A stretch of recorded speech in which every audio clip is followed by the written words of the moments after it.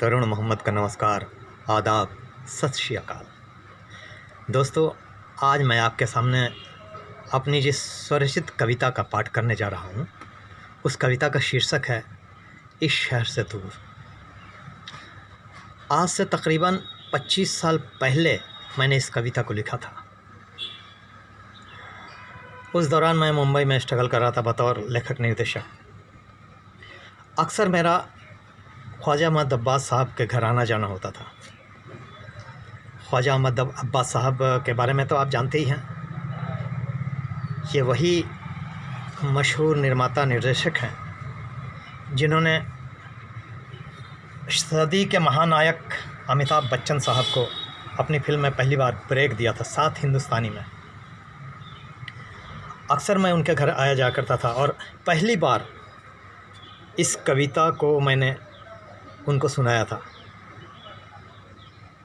थोड़ा सा संशोधन उन्होंने किया था, लेकिन बड़ी तारीफ़ की थी इस कविता की।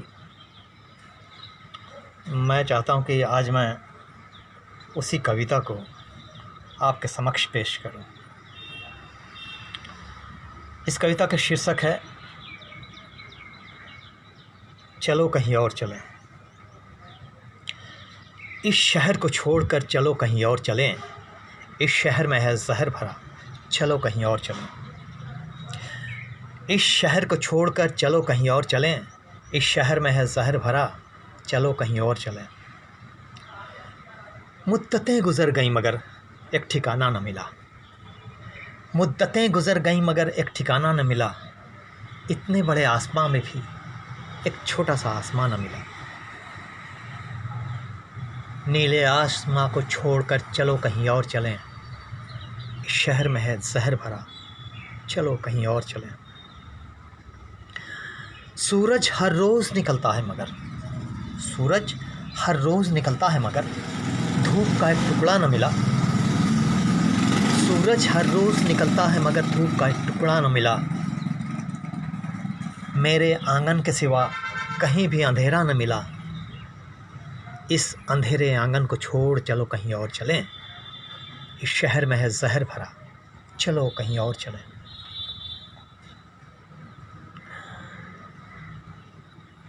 बरसात के मौसम में भी हम एक बूंद को तरस गए।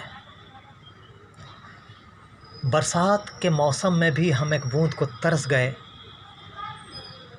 मेरे खेत प्यासे रह गए, उनके खेतों बादल बरस गए। घुमड़ते बादलों को छोड़कर चलो कहीं और चलें।